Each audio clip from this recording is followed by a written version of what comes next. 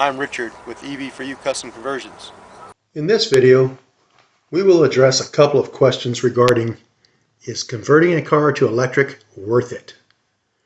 While we discuss this, I will be cruising around in my 1991 VW Transporter Doka, which was converted to electric back in 2013. We'll see sites like Shasta Dam, Mount Shasta, and Lake Shasta. It's currently early December, which is not the prettiest time of year in these parts. It's much better in spring.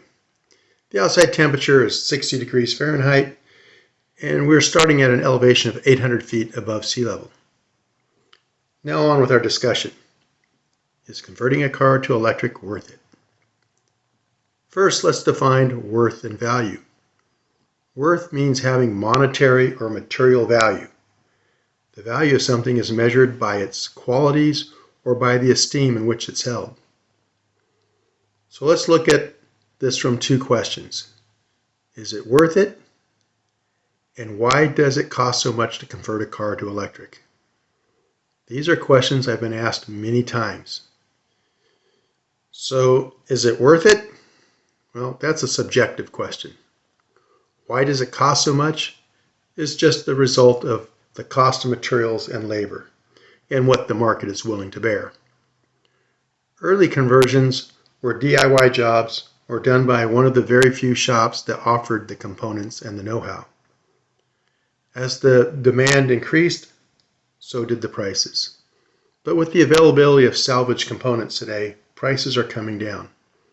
However, demand for these components is still high, which helps to keep the prices from dropping very quickly.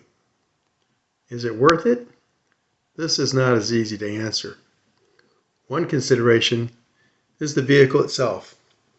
Is it worth the additional investment and/or time? What's the vehicle's current condition and value? What will be its estimated value once it's converted? Does the vehicle have mass appeal? Or does it only have value to you, such as its sentimental value? It's a subjective question. What it is worth to you may not be what it's worth to someone else. People who restore classic cars may not think that the cost of a conversion is that expensive. It's all relative to what you are accustomed to or care about. I think it comes down to your perception of a car. Is it just transportation or is it a car? There are people who think it's crazy to spend tens of thousands of dollars on an old car. But for those who restore old cars, it's a labor of love. That's why I believe it's a matter of perspective. It's not about the money, it's about the car.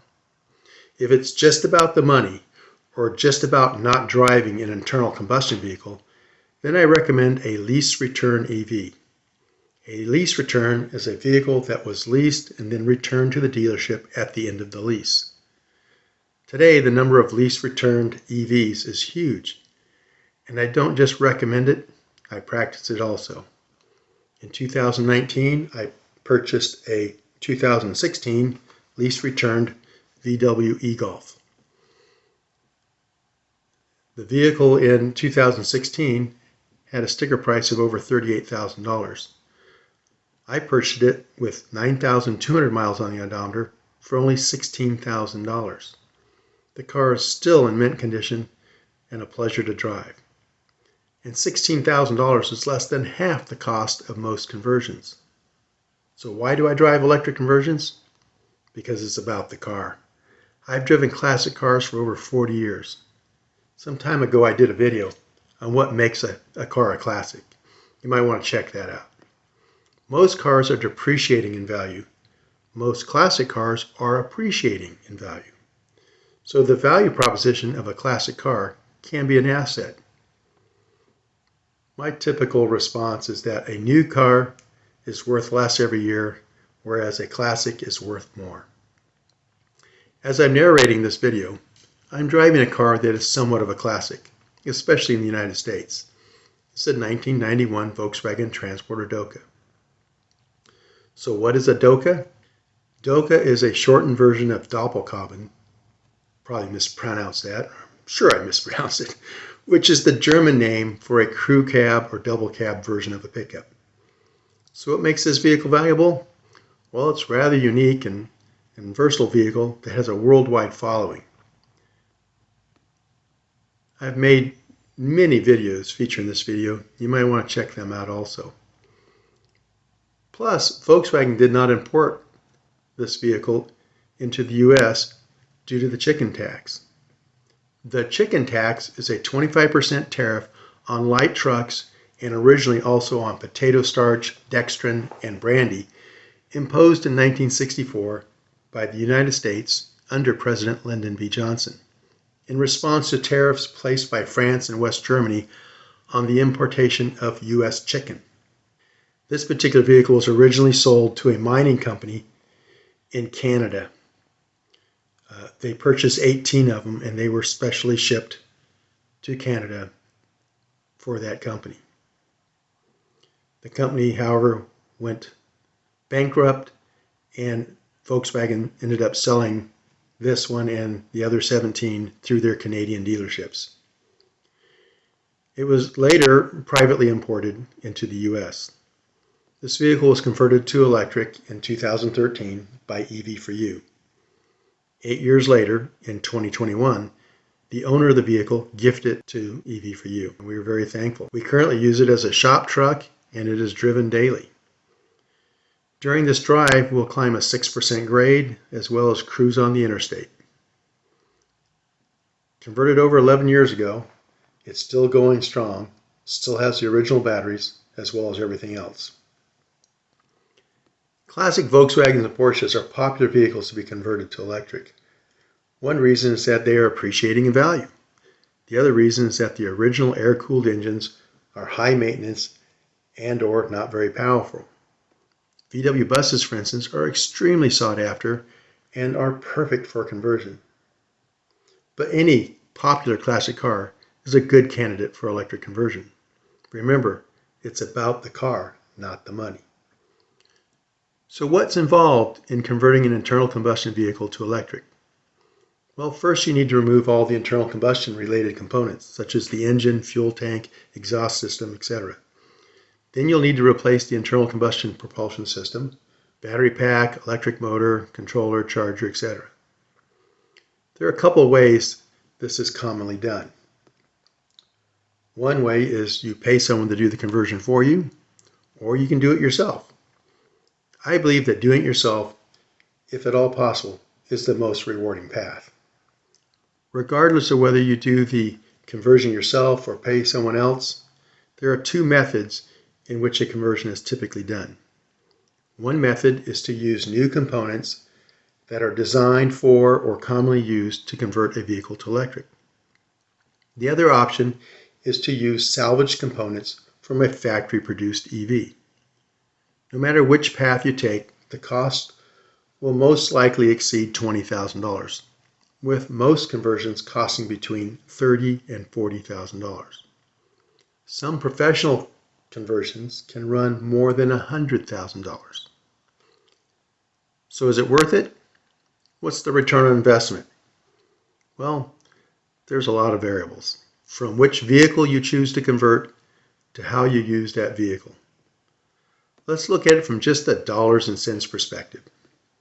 We'll need to make some assumptions. First, the average cost per mile to drive an EV based on the cost of electricity only. So, based on the national average of 16.8 cents per kilowatt hour for electricity and an average of 3.1 miles per kilowatt hour for the range of the EV, that gives us a figure of 5.4 cents per mile to drive an EV. That's just the cost to charge it only. Current national average, December of 2024, the current national average for a gallon of gas is 3.033 cents per gallon. So that's $3.03 and change per gallon. The national average for fuel economy is 26 miles per gallon. That gives a per mile cost of 12 cents for the gas-powered car. Based on the average annual miles driven, 13,983, it's the average annual miles driven in the U.S., The cost per year to drive a gas-powered car, gas only now, is $1,677.96.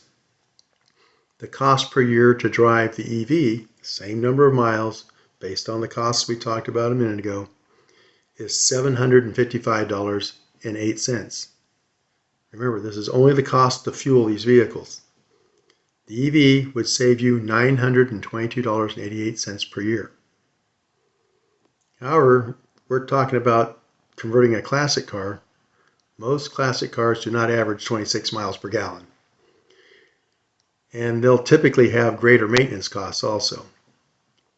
So what are some of the other benefits of driving a classic car that's been converted to electric? Well, I already mentioned fuel and maintenance costs, but there's the emission advantages also. Plus, they're fun to drive. Shasta Dam was completed in 1945. The dam is 602 feet tall and 3,460 feet long. The elevation at the top of the dam is 1,077 feet above sea level. So you can see we're higher than that right now because we climbed a 6% grade to get here. And we're going to be going down a 5% grade as soon as we top out here in a minute. Lake Shasta, which was created by the dam, is the largest reservoir in California, with 400 miles of shoreline. In the background is Mount Shasta, with an elevation of 14,179 feet. Here's an actual conversion story.